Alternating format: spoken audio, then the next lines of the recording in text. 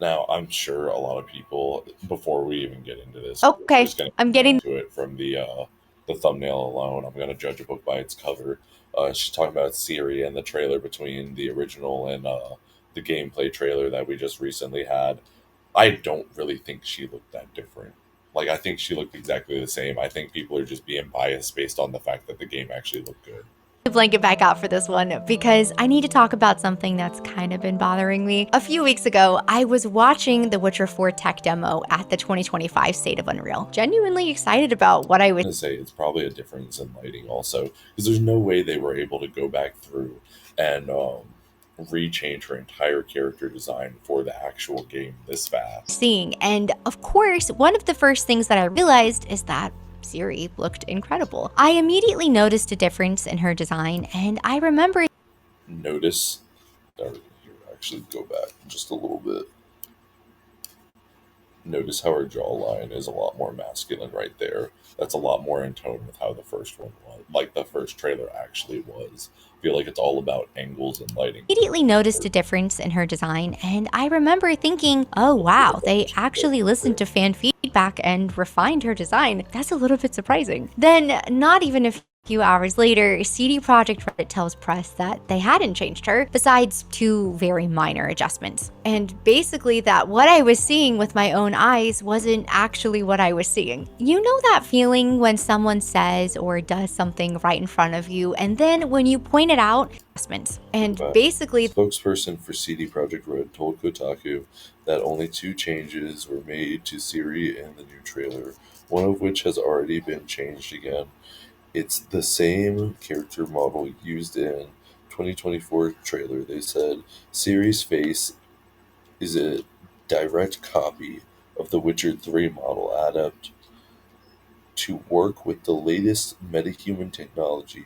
Two subtle changes were made to improve animation qualities, slightly raised eyebrows, and more relaxed eye areas, and more. The latter was presented in the trailer but has since been removed. So wait, what are they exactly saying here? CD Projekt Red said only two changes made to the new trailer, one of which has been changed again. It's the same character model used in the series face is a direct copy of the Witcher 3 model. I mean, I don't really think they are they saying that they changed it beforehand and they just used like the body model and just put the Witcher 3 face on there? Is that what that they're what I was seeing with my own eyes wasn't actually what I was seeing. You know that feeling when someone says or does something right in front of you, and then when you point it out, they look you in the eye and they tell you that it never happened? Yeah, being that's kind of gaslit? what it feels like being a gamer in 2025. I think we're all being gaslit pretty hard at this point. The state of the industry as a whole has gotten more and more questionable over the years, but lately it seems like it's all been coming to a head, and over again, I've recognized the I'm pattern. just I'm a little confused on how we're being gaslit by this statement. Two changes, right?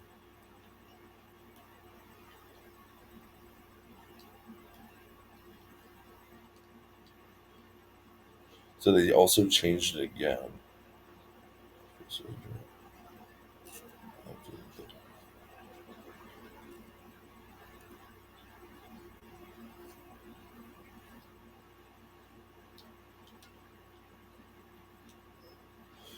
So I think face is a direct adapted to work with the latest.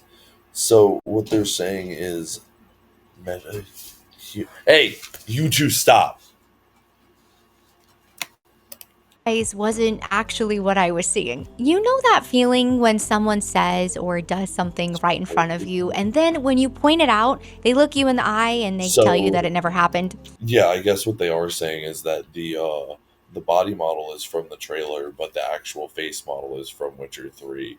And the entire thing is like a mesh show Yeah, of like that's new kind of what it games that they feels were like testing. being a gamer in 2025. I think we're all being So gaslit pretty yeah, I hard guess at she this is a point. little The right. We state of are the being industry gaslit, as but a whole essentially has it's not gotten more and more actually a questionable over the trailer. years, but lately That's not it how it's seems like going it's to be all been because coming to a head, and over again, which fair. I think it looked a little close to the trailer, but apparently I'm actually 100% wrong. I've recognized the pattern of being told that what we're seeing, feeling, and experiencing is actually not the case. This is kind of an important thing, and it matters to me because there Well, because used to this was shown off as not only a tech demo, but it was also shown off as like the new game, like kind of supposed to be like a pseudo like gameplay trailer. We all knew, like when I watched it, at least I knew that this wasn't actually the gameplay. Like you could tell by the camera member angles and how it zoomed in and everything. Like it was all like for show and everything. But like a lot of people probably saw this and thought like this is the new gameplay. be a time when you could generally trust what the industry professionals were telling you. When a studio said they hadn't changed something, they hadn't changed it. When they explained why a game underperformed, their reasoning typically aligned with what players were actually experiencing. And when companies talked about their design choices, their explanations felt genuine and transparent. Yeah, normally they were just like, "Hey guys, we fucked up. We bought too many Doritos, got too much Mountain Dew, and now we only have 2 weeks to make the game, and we got to push it back. So, can you work with us on that?" That's how it used to. But somewhere along the way, that started to change. Now I find myself constantly second guessing official statements and cross referencing a studio's or journalist claims with what I can see with my own eyes. And I'm always wondering if there's some other angle or narrative being pushed. The erosion of that basic trust between the gaming industry and us, their audience, that's what really bothers me. Because when you don't have that Well, see, that's the other thing though, is that like I don't 100% need to trust like the companies that are trying to sell shit to me, but it would be nice to know that like they're not trying to pull a fast one. Like I'm not being grifted. That's the biggest thing. Like I at least want to know for the fact like they're not trying to sell me something that's fake, which is what essentially CD Projekt Red is doing right now. They're showing us something that's being presented as a trailer when like none of this is actually has anything to do with what The Witcher 4 is actually going to be like or what it's going to look like, which is like a straight up gaslight. basic foundation, when you feel like you can't trust the people making the games to be honest about the games they're making, everything else starts to crumble. So today we're going to talk about some recent examples of industry gaslighting because I fear the feeling of "I think I'm going crazy" has finally caught up with me. Let's start with the moment that really sparked this whole video and honestly made me question my own eyes. CD Projekt Red delivered a beautiful tech demo that gave us a gorgeous slice of the direction that they're hoping to take with Witcher 4. Kelpie Which honestly, it looked really good. And honestly, like, I was getting hype while watching it for The Witcher 4. Other than the horse muscle physics, that was a little weird. looks like she just got plucked out of Anna Sewell's novel, and the world of the game is absolutely captivating. And yes, they're telling us that the demo is running at 60 FPS with full ray tracing on a base PS5, which is pretty cool, I guess, even though this is just a demo. So after watching this not gameplay of Witcher 4, I was a little bit conflicted. I wanted to be excited, but not too excited, while also being especially cautious since I'll be playing it on a PC. RIP to any Xbox Series S users. But then I saw Oh, Siri, wait, what's going on? which is pretty cool, I guess, even though No this is problem. just a demo. So after watching this not gameplay of Witcher 4, I was a little bit conflicted. I wanted to be excited, but not too excited, while also being especially cautious since I'll be playing it on a PC. RIP to any And Witcher 4 rounds will be extremely Jesus. So yeah, we'll probably be getting a late version. It'll probably come out on PlayStation and PC first, and then we'll probably get an Xbox version like 3 or 4 months later because Xbox has the rule that like it can't release on just one console. It's got to be able to work on both. Xbox Series S users. But then I saw Siri, and my heart just lifted. I was genuinely kind of in awe of how beautiful she looked. She felt like the Ciri I remembered, the one I'd fallen in love with in Witcher 3, and Like I said, I didn't think she looked too different than the original, like the character model from the original trailer that they showed off. But apparently, it is two different character models spliced together. thought, wow, they obviously listened to fans on this, and honestly, I was really grateful and impressed. I thought it was such a smart move to make changes and improve her design to just have her be more in line with the old look and feel from the previous game. Although I am very sorry to this man who felt differently. But then, after fans began to celebrate and speculate, CD Projekt have her be more in line with the old look and feel from the previous game. Although I am Always wanted to play as a MILF, but they made her more feminine and young. Disappointed. very sorry to this man who felt differently. But then, after fans began to celebrate and speculate, CD Projekt Red tells the press, "We have not modified Ciri's face." According to them, this was the same model that was used for The Witcher 3, the cinematic reveal trailer from the Game Awards last December, and the new tech demo from earlier this month. They said it was adapted to work with the latest metahuman technology, but that the model was the exact same. And then, after talking about it even further, they almost kind of cautiously admitted that they made slight improvements to her eye area. And then I just sat there squinting at Ciri's face for the next 10 minutes, feeling really dumb and comparing the two like I was going crazy because I thought that I could clearly see a pretty big difference. At this point, I've seen all the talking points, even from Jesus, honestly, that side by side is really bad. CD Projekt Red themselves. Like I said, if you go back to the place where she was like looking off in the distance earlier, where I paused it, it almost looks like one for one. Lighting, camera angles, The only difference is, like they said, they did change the eyes. They rounded her eyes out instead of making it more like hardened, and like you see here, she's like squinting down and her eyebrows like edge out, and here she looks like a Disney character where her eyes are rounded out. The nose shape is almost the same. I would say they maybe bridged her nose a little hard, like they softened her nose a little bit there. But the lips, oh, actually, they might have softened her lips a little bit too, actually. Because I would say she doesn't have as hard of a bottom lip, but that also might be the lighting and the angle. But chin wise, I would say is almost exactly the same, and same with cheek structure and everything. They might have given her a little bit more of like a dimple area too here. cinematics versus the tech demo rendering. So, like I said, they changed everything. And yes, those do play a role. And listen, I am not a tech whiz by any means, but the bottom line is that when you put all three I can kind of see how this one could become this one, not gonna lie. And then everybody didn't like this one. So then they modified it into this one to try to appease fans. I say I can kind of see that, don't you think? Like this is the Witcher 3 model, and then this was the one that they showed at the original. I mean, I see like a small bit of a difference. That's what I was thinking. There's 4 hours. pictures up side by side. Come on, she clearly looks pretty different, right? Like, right? Between the cinematic reveal and this latest version in the tech demo, there have clearly been some changes made, and it's an obvious improvement that we should be celebrating. Now, No, you I might will say the tech demo version definitely does look different. Actually, now that I've seen it side by side, like especially lining all three up. But I would also argue that the Witcher 3, like the original Witcher 3 version, looks closer to what we got in the actual. be saying, NPC, is this even that big of a deal? You know what?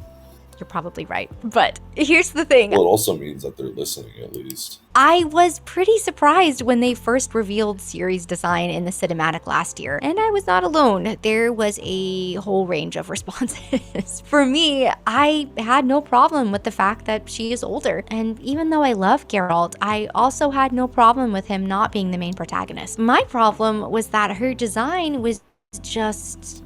She looks really angry. She looks very angry that they're in her swamp. weird. It was just off. It didn't look like the Ciri I had remembered, even with her being aged up. It was like they were randomly trying to give us some new Temu Ciri. And now that she clearly looks different and more like her previous model in such a good way. Well, see, I don't even know if that's the case. Like I said, her the bridge of her eyes and everything are definitely more hardened here and everything. And like I said, I feel like they were just trying to update it to look a little bit more modern, realistic, and like she was saying, a little older. But then they softened it once they heard all the backlash from the original reception. Why are we being told that we're essentially imagining these improvements? I don't know, just take the W. Say, yeah, we worked to refine her look and move on. We're never gonna be mad at you. Well, I mean, they also the way they worded it was so weird. They were like, "We didn't change anything, but we did change these things." Though, in the way that like it was structured, like in the way that like she also like presented it and said that they were gaslighting us, I just felt like I don't know. For giving a beloved character the Sonic treatment, which, by the way, worked out really well for Paramount. They're literally working on Sonic 4 as I speak, so please make this make sense. CD Projekt Red, your demo looked amazing, and your fans love you and they just want to praise you. Just let them. Alright, moving on to BioWare, EA, and Dragon Age the Veilguard, because yes, the horse isn't quite dead enough. This is a perfect I was gonna say you're just gonna keep beating that one, aren't you? textbook example of blame deflection, and I'm still trying to I wrap my never head played this game also, by the way, so I honestly God have no real opinion on it. around how all of this is played out. So, Dragon Age the Veilguard came out last October, a game that could have cost up to $250 million to make, and as we all know, it did not go well, to say the least. Critics and journalists Yeah, Mighty L, mighty L. across the board gave this game incredibly high scores. They were eating it up. Some even called it the best I was gonna say there were so many YouTubers making content about how bad this game was. in the series, and Metacritic even gave it an 89 with zero negative 82. reviews, actually. Users, they gave it just a 3.9. That's a pretty huge gap, and now we just have this weird situation where we're told by the industry that this is a great game. I mean, just look at the reviews. That's been an issue. That's been an issue since as long as like I think like the first time I really started to notice it, it was like around 2014, 2015. And like oh god, what exactly happened? I was going to play a game and it was absolute garbage. Like I did not have fun with it at all, and I had more fun with a game that I think I spent like $5 on the eShop that no one had ever heard of, and like I played that shit for like 10 more hours than some triple. I think it was like one of the Far Cry games. I think it was Far Cry 4 specifically when it came out, and then after like I played, I think I only played like 4 or 5 hours, and I put down the controller and I never picked that thing back up because it was absolute garbage. And I went to go see what people were saying about it, and it was all like outstanding reviews and everything else like that. And I was like, I just don't like. You could feel the minute that like you started playing the game that they were not working with they were either not working with the same team that wrote Far Cry 3, or they were just trying really hard to do Far Cry 3 again without any of the actual substance that Far Cry 3 had. Scores, but players are having a much different experience, and this whole situation just added more fuel. Nobody was saying that. Everyone was just talking about how great the gunplay was and how they added all these cool new features. And while that's all great, let's not forget the fact that Far Cry 3 wasn't just good because it was Skyrim with guns. It was good because of the fact that it had a story that was, what is it called? It's pseudo cognitive dissonant, or no, it's not pseudo cognitive dissonance. It's pseudo cognitive harmony, and that's when the gameplay and the actual story line up to the point that like the story reflects the gameplay and the gameplay reflects the story. Like you are turning into this violent psychopath, and you don't know if you're going to be able to return into society after the lines you've had to cross to save your friends and loved ones. And like most other games, and including the other Far Cry games, just don't address that.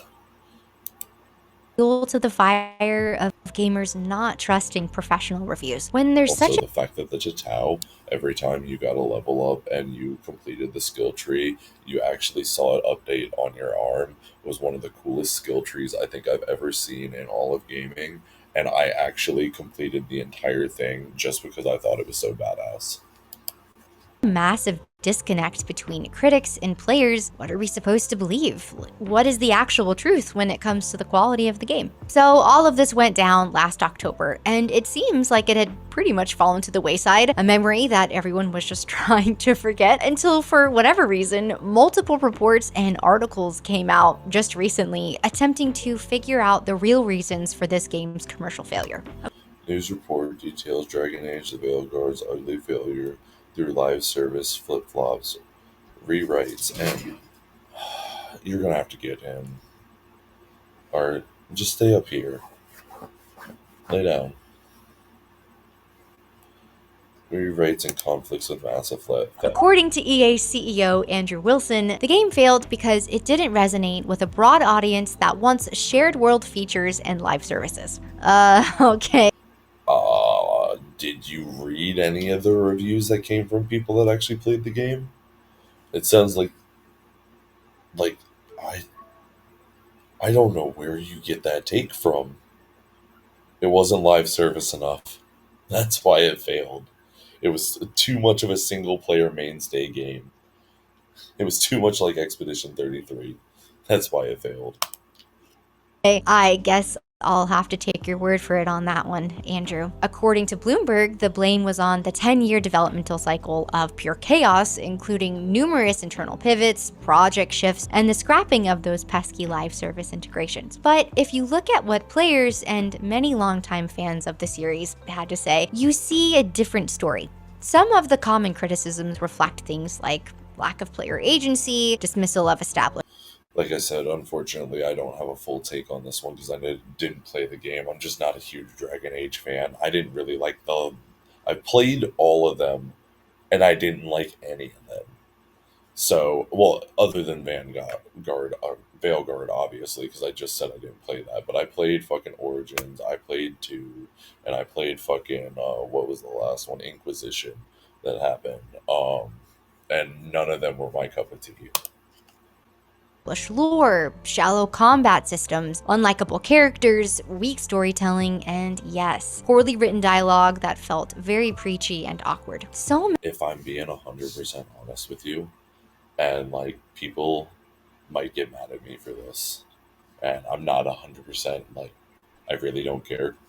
I feel like it was always this way. Like their writing was always cheesy and it was always like a little bad. I never felt like anytime I played the Origins or fucking Inquisition, and especially 2, I never felt like the writing was great and I never really resonated with it on a deeper level.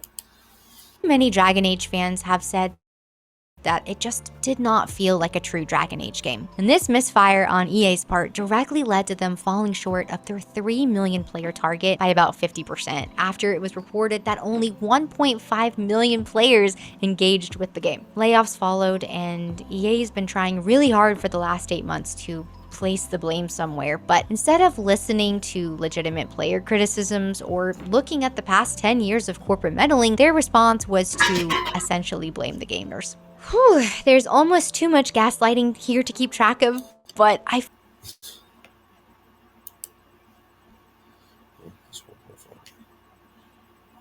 Yeah, expected to. Sorry, I zoned out for a minute. really written dialogue that felt very preachy and awkward. So many Dragon Age fans have said that it just did not feel like a true Dragon Age game. And this misfire on EA's part directly led to them falling short of their 3 million Yeah, they only got halfway there. player target by about Good job, 50% man. after it was reported that only 1.5 million players engaged with the game. Layoffs followed, and EA's been trying really hard for the last 8 months to place the blame somewhere, but instead of listening to legitimate player criticisms or looking at the past 10 years of corporate meddling, their response was to essentially blame the gamers. Whew, there's almost too much Yep, it's all our fault. We want too much live service. gaslighting here to keep track of, but I feel like the facts are pretty clear. EA and BioWare put out a mediocre at best game, and their design decisions and motives were just I not was gonna say they set a bar way too high for a product that was half-assed. what the audience was looking for. And then when the criticisms started rolling in, they blamed the audience and said it was their fault. How are we supposed to have honest conversations It's your fault for not buying it enough. about what went wrong and how to avoid those mistakes in the future if we can't even agree on reality? But EA's got nothing on Ubisoft. Listen, I used to be a pretty big Ubisoft fan, okay? Assassin's Creed 2, Black Flag, or Oh my god, Black Flag. Like, fuck Assassin's Creed games, fuck Ubisoft, all that all together for a minute. Black Flag was, like, hands down one of the best pirate games and, like, best ship sailing games, like, out there to date. Like, I don't know how you have Black Flag and then fucking, what is that? Skull and Bones exists. Like, I don't know how Skull and Bones exist and Black Flag exist, and Black Flag came first. Like, and they're both from the same studio. Like, Black Flag was the blueprint. All you had to do was just do it again, take the Assassin's Creed logo off of it. That's literally it. That is 110% all you had to do. And then you would have had the perfect game, the perfect pirate game. Fuck, you could have even sold like 3 or 4 DLCs, but somehow we got Skull and Bones out of that, and I don't understand. Origins, Far Cry Oh 4, yeah. and of course, the one I'm sure you're Like I just said, I don't like this game. I think all this is thinking the of, fault of Just Ubisoft. Dance. These games were a huge part of my gaming life, so watching what's happened to this company, it genuinely does hurt to see. Like a tale as old as time, Ubisoft has been struggling after their recent debacles. They unfortunately suffered some pretty big losses after the underperformance of Assassin's Creed Shadows and Star Wars Outlaws, and Yeah, both of those games were huge hits. Ubisoft, they're not doing well over there right now. They're putting out a lot of fires. what was their response? Well, they of course followed this new industry trend where their CEO blamed the gamers. Now, there was a lot of controversy surrounding this It's very easy to do that. game before it even came out, and it was reported that Ubisoft actually had an anti-harassment plan in place when the game launched. It's wild to think that they were literally preparing for backlash before this game. It's not hard to believe. If you were online before Assassin's Creed Shadows dropped, like I think it was like 2 to 3 months before it dropped, people were just shitting all over this game. It was not hard to believe at all that they had an anti-harassment plan. They knew that people were going to be mad about this one. They delayed it as long as they could because they knew people were going to be mad at this one. They finished the game and got as many bugs as possible out because they knew people were going to be mad about this one. Even came out. And just a really quick side note on this, I don't like the attacking or harassment of an individual developer. It's just, it is pretty wild to be in the business of making games for a living, something that's inherently supposed to be fun and engaging, an escape for consumers, something that for the most part should be a joy to work on, and somehow put yourselves in a situation where you're preparing for backlash over things that you intentionally acknowledged, chose to do, and could have completely avoided. It's like knowing the future, but still making the decisions that led to your death. But I digress. Ubisoft was a company that used to pride itself on delivering historically accurate and culturally appreciative. See, the thing is like, yes, they did do this, and it was like a giant selling point for Assassin's Creed, but I don't think it was like they really prided themselves in doing this when they were pumping out a new Assassin's Creed every year. They were just using it as a marketing tool. And they were not only did they use it as a marketing tool, but they knew that it was integral to the product so much that they needed to get it right.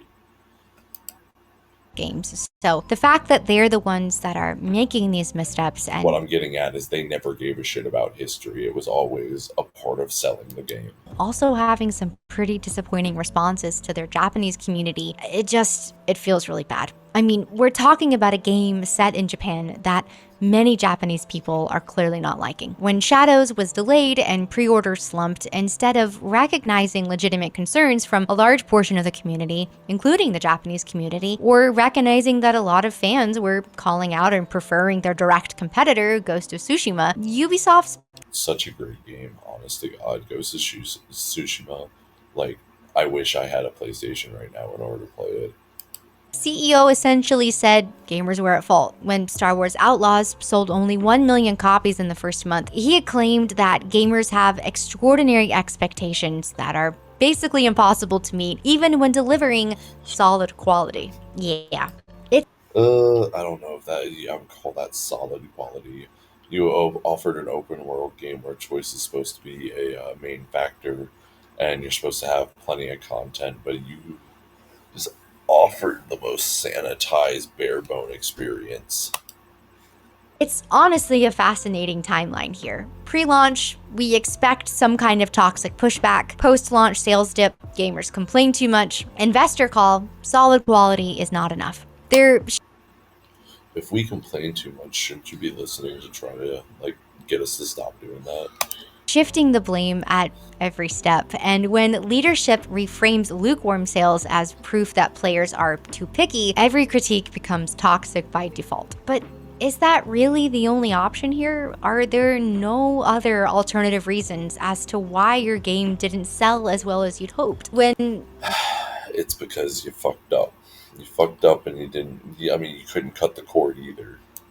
gamers Like toxic they becomes the default were essentially on a sinking ship that is on fire, heading straight for an oil rig, and you either jump off and drown or run into the fucking oil rig. So might as well go out in a blaze of glory, right?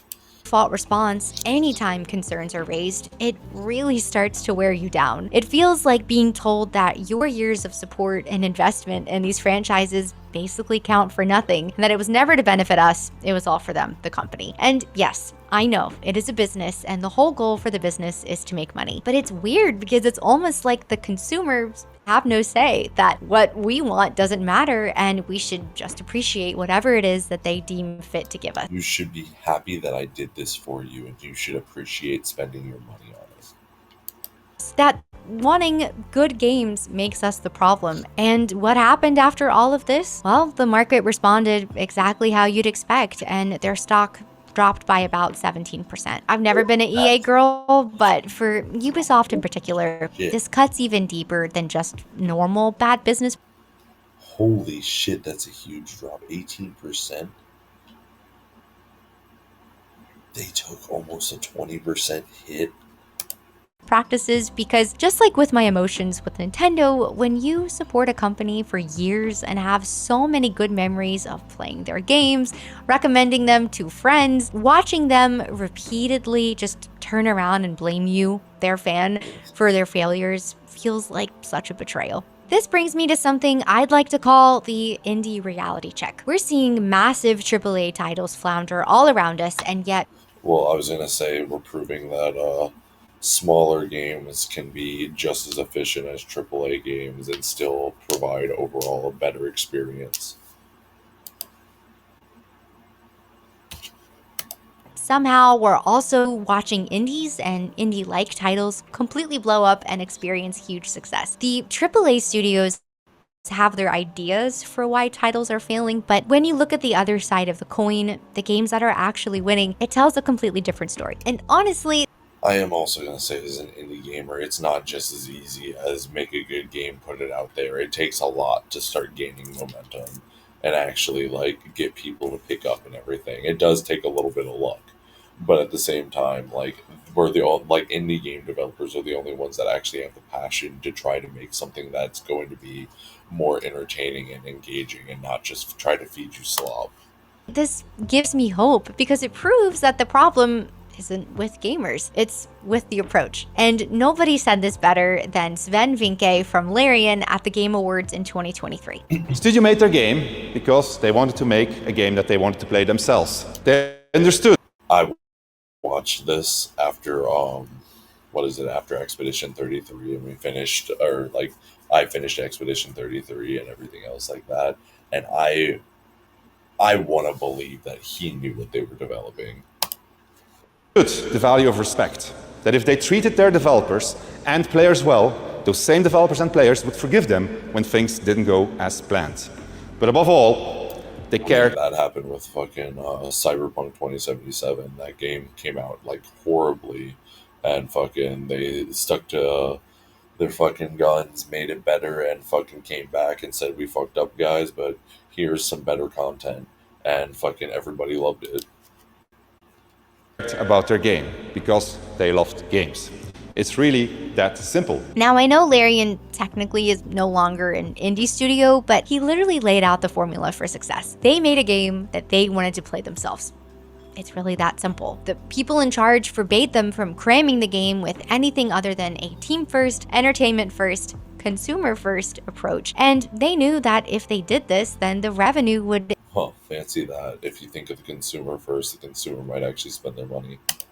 inevitably follow. When you focus on making an incredible game first, an engaging world, likable characters that draw you in, fun mechanics, compelling storytelling, and natural character development, the experience is not only fully immersive, but very successful. And when you look at some of the criticisms surrounding Dragon Age the Veilguard and you put it against Baldur's Gate 3, it showed that you can even have more progressive elements in your game without the I was gonna say, nobody's bitching about the fact that you can fuck a bear in Baldur's Gate 3 because that game is literally so good.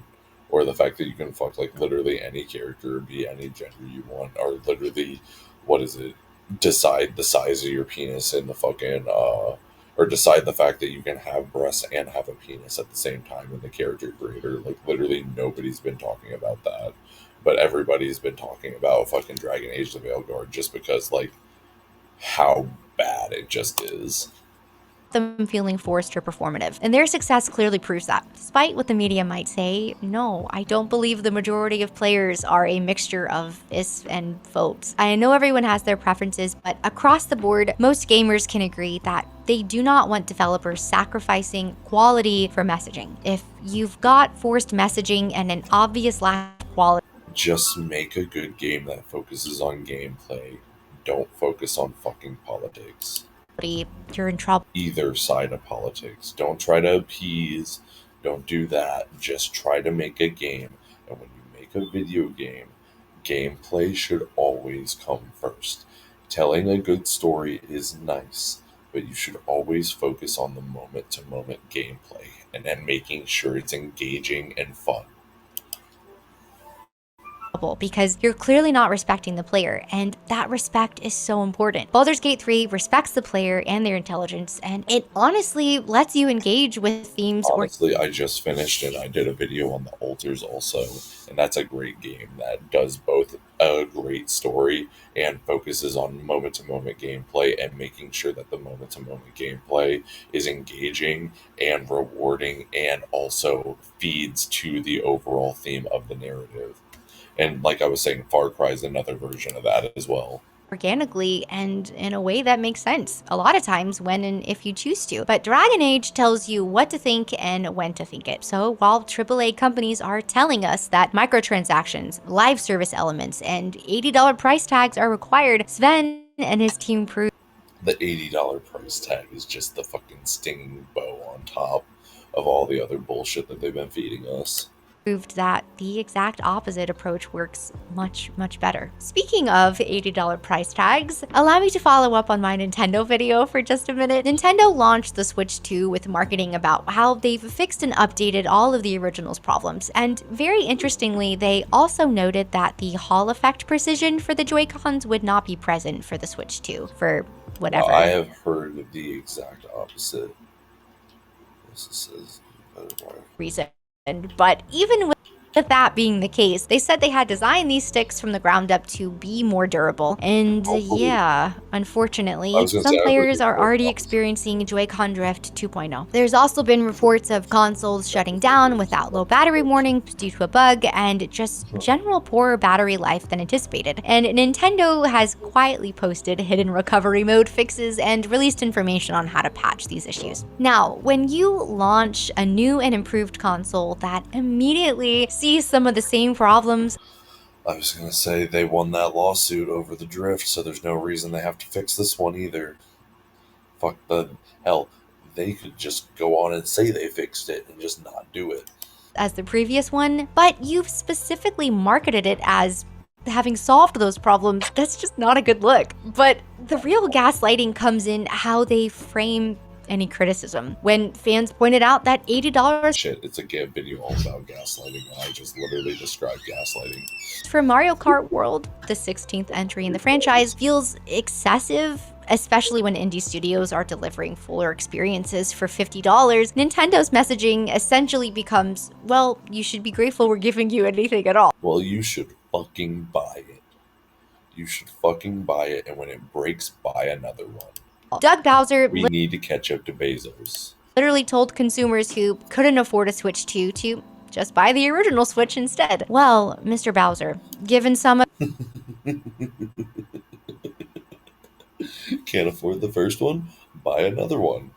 Can't afford the second one? Buy the first one. Can't buy the first one? Buy the light. Can't buy the light? Go get an N64.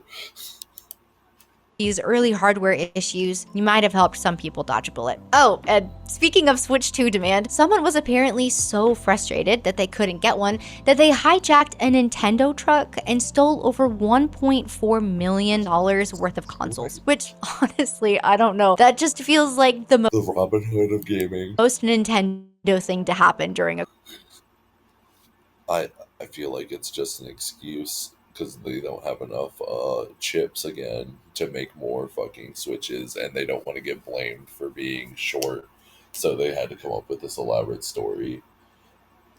Or it's all true, and like I said, he's the Robin Hood of gaming, and there's like a hood out there somewhere where every kid's got a fucking new Switch too, or you can find them on eBay, one or the other, one of the three.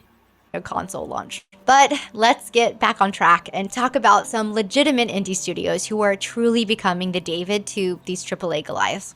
I am not a David, but I am an indie studio. So like, if you want to support my games and don't want the AAA slog, you can always go buy them. There will be a link in the description below. Sandfall Interactive and Clair Obscur should continue to get all the praise. You might not know this, but they only have 34 core developers working on the game. Yes, the media has begun to try and honestly completely diminish this by making sure to clarify it was made by 30 people plus some freelancers. Like, the freelancers don't deserve full credit. I will 100% agree on that. that Sandfall had many other teams who contributed to the success of the game, you know, the same as any other studio, but the facts are still the facts. They only had 34 game developers. We've also seen other indies like Citizen Sleeper, 1000 Resist, and Another Crab's Treasure hitting 1 million in sales with full teams smaller than most AAA marketing departments. Pizza Tower, made by a super small team, has sold over 1 million copies. Hades was made by Supergiant with a team of around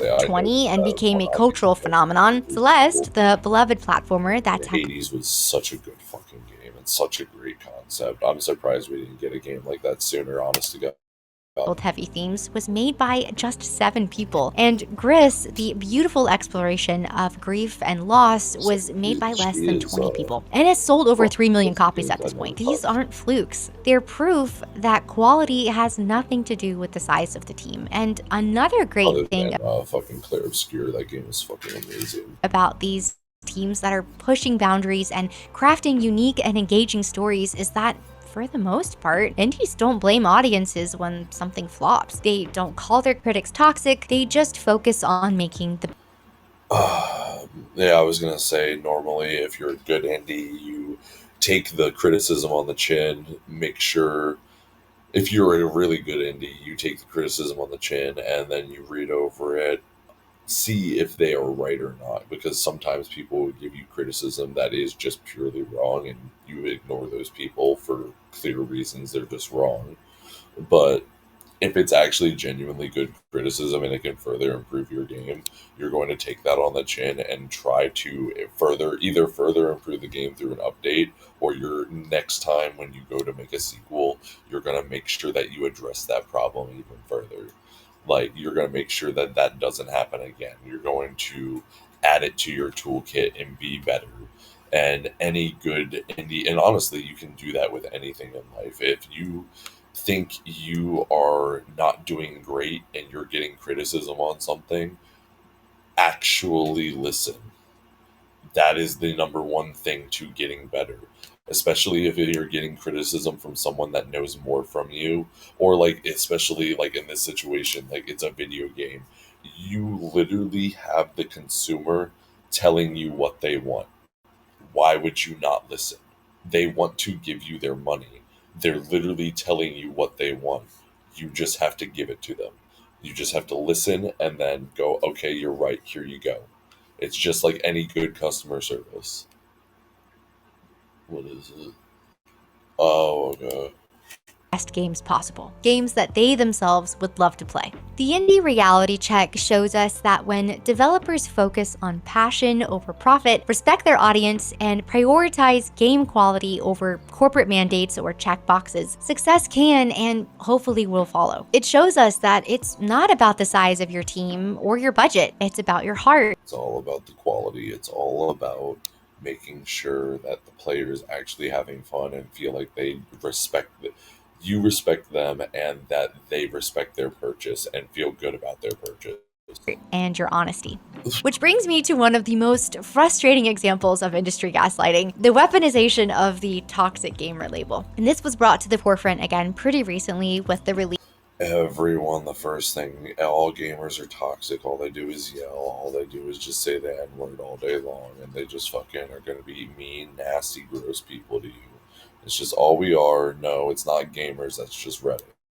of Stellar Blade on PC. Like its initial launch, the PC release has been a massive success. Within the first week, it sold over 1.1 million copies on Steam, and it's now sold over 3 million copies across all platforms. But unfortunately, many of our beloved media were not super happy with the protagonist in this game. One journalist even called Eve a doll sexualized by someone who had never seen a woman. They ended up having to issue a full apology after it was said that Eve's design was actually scanned directly from a Yeah, I was going to say, when you insult someone's body directly, you kind of have to go, oh, my bad. Especially when you tell them that they're fake. Korean model. And then, of course, other articles implied that the game's success was just because Eve only catered to the male gaze. Players, including women, clearly connected with this character and game, but somehow appreciating the character design became a moral failing. Here's where the gaslight A lot of men definitely appreciated the design. They appreciated every part of the design. gets obvious. When games like Outlaws and Forspoken underperform, and when some fans Okay, Star Wars Outlaws aside, I've never played this game, but I have seen all the clips of like the actual dialogue. I didn't know you could write B movie dialogue unironically, and that is what they did. expressed disappointment about not seeing the return of beloved protagonists like Jin Sakai or Geralt, it's because gamers are sexist and they can't handle female leads. But then we get a very female-focused game with female characters and a very prominent female lead, and it's super successful. I don't know, maybe it's not quite as they say. It might be the boobs. Not gonna lie, it might be successful because of the boobs. It's not a bad thing because it's like that. It's sold well because of the boobs. It just proves that sex sells. But the boobs might have had something to do with it. Even with the success of Stellar Blade aside, there are lots of other examples of this. Again, take Clair Obscur as another easy one. It's got a majority female cast, and it's basically been praised by every gamer across the board. Or how about one of my personal favorites, a Plague Tale series? And even when I heard this game was good, but like I don't like everything I've seen like gameplay wise. It doesn't look like it's much of a game. I could be wrong. It doesn't look like it's much of a game. It looks more of like a story game. look at upcoming games like Last Sentinel, Tides of Annihilation, Resident Evil 9, or the new female protagonist in the first Berserker Kazan, the community generally seems pretty hyped. These games are getting very positive reception and excitement from the same audience that supposedly is sexist. So how does that work? The pattern is We hate women. Just not when, or we hate women when the media wants it. That's what it is. just too clear. According to many of our media and developers, when games with female protagonists succeed, it's despite gamers. When they fail, it's because of gamers. This really makes no sense. And like I've said many, many times in multiple videos at this point, gamers love female characters. We just want good ones. Series like Tomb Raider. Most guys are going to want to stare at a girl's ass from a third person perspective, or like I said, see a woman in a cutscene move around more often. Not even just men, just women in general also are going more likely to want to stare at that 9 hours, not 8 to 9 hours in a gameplay session than they are to want to stare at some man's hairy fucking ass for 8 to 9 hours. Yeah, she's gonna get it. Metroid, Horizon, Bayonetta, and so many more are all examples of very prominent female And personally, that's why I like playing in first person, so I don't gotta stare at anyone and I can just pretend I'm in the game. characters with massive devoted fan bases. And when the industry deflects legitimate criticism by labeling it as toxicity, it's a perfect way to avoid addressing the real problems with their products. When every piece of feedback gets dismissed as sexism or bigotry, you lose the ability to actually improve. I was going to say you can't criticize, and like I said, if you can't criticize, then you can't improve and you can't add more tools to your tool belt and you can't address problems further on and make better games. You're going to stunt yourself. And more importantly, you lose the trust of people who genuinely want you to succeed. It's not about the gender of the Like I said, they are literally telling you what they want you to do so they can give you their money. It's like someone coming up to you, giving you a gun, and going, I just need you to cock this and point it in my face, and I will give you all my money. And you get the gun, and you cock it, and you put it in your mouth. Like, what?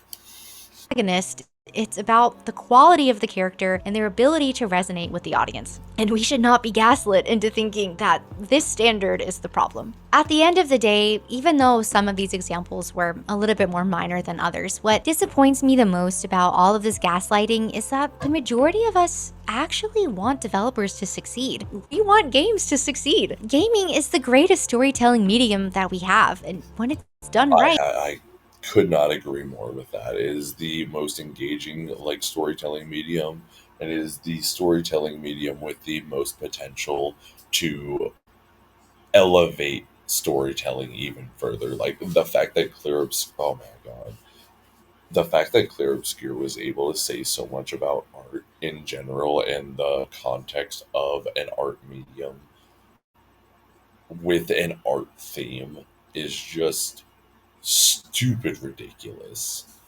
Like, Jesus Christ, it could literally not happen in any other medium.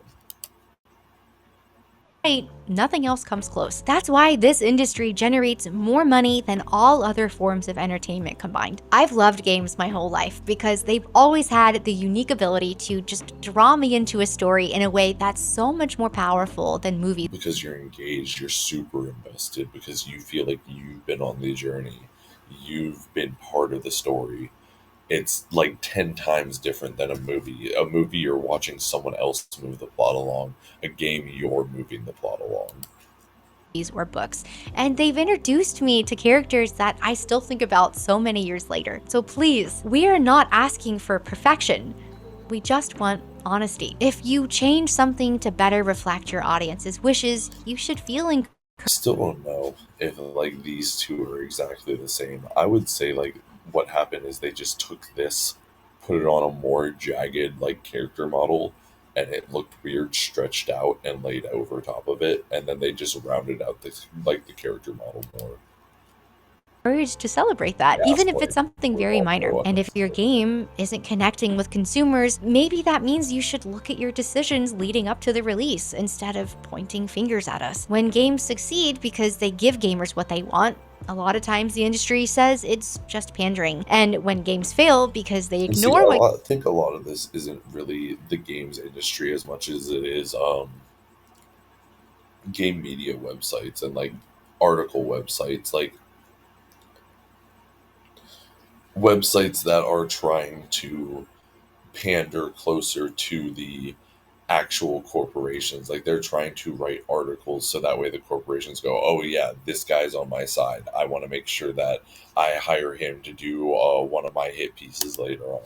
gamers Or like, want. It's oh, I our have to do fault for being too therapy. demanding. They, It's all a I'll pay bit him to do my therapy. exhausting Like, well, and it I can back makes no down. sense, and we're tired of pretending that I it think does. it's the We putting out love a this lot medium more because it ridiculous lets us media live than it stories. does We'll happily pay for the greatness, but when you actual shrug like off quality control, raise prices, corporations themselves. At least when it comes to the gaslighting part, the bad games is 100% the actual like what you call it, the actual games corporations. But like the gaslighting, I feel like is generation more insult the media us and itself. then somehow spin the blame back on us, it feels like some sort of weird emotional whiplash. And we, as the audience, as the customer, just want better. For us, for the developers, for the games, we just Just want quality products that engage us and make us want to give you our money. want better. Even though it's been a rough few years, I still believe this industry and its leaders can turn things around. We've been seeing it happen more and more recently, and it Like feels I've said this a couple different times. I think what's going to end up happening is you're going to see a lot of larger developers and larger companies split their larger teams up into a bunch of smaller teams, and you're going to see a lot more medium to small games be funded by bigger developers, and we're going to see them pumped out a lot faster. feels like there might be a real shift starting. Because when studios are And I feel like they are going to start listening, hopefully anyways, they'll start listening to actual YouTube over games and media and like online gaming media and stuff like that. passionate about their vision What and I mean specifically is like gaming articles and like written gaming media. truly respect their audience, lightning strikes and magic can happen. But it starts with honest I conversation feel like Baldur's Gate and fucking Expedition 33 were big wake up calls on that one. and mutual respect. We are not your enemies. We're actually your biggest cheerleaders. We just need you to trust that we want the same thing as you. Great games. Thanks so much for making it to the end of this video. Jasper. Oh, shit. And look at this. Oh, shit. First and foremost, I I was gonna say she's official now. want to thank you all so much There for she being goes. here, and I hope that my 300 Spartans are still here and can see just how far we've come. This is Yeah, where we I was hold gonna them. say the original 300 that were here with her, like fucking proud on you. This is where we fight. We've got an army of almost 160,000 strong now. This channel really is dedicated to the hope that we can just get back to the real heart of games, that player joy can be brought back to the forefront, and we can all start to really love this medium again. So I'd love to hear your thoughts about all of this. Has the industry been gaslighting you too, or are you wise beyond your years? Either way, the more we call out this kind of behavior, the harder it becomes for them to get away with it. Thank you again for being here, and I'll see you in the next one. But yeah, that was why they are gaslighting us. I would say, like I said, I don't think it's the industry itself. The Siri thing was 100% gaslighting, saying like this is 100% the character model that we showed you in both the trailer and from Witcher 3, but we changed it. It's the exact same model, but we changed it. Like we promise it's the same model, but we changed it. Like that 100% was gaslighting, but the rest of it I feel like more is like the games media overall, like the games media gaslighting us over the actual games industry itself, like the actual developers and publishers gaslighting us. But anyways, I think that's all for me tonight. Peace guys.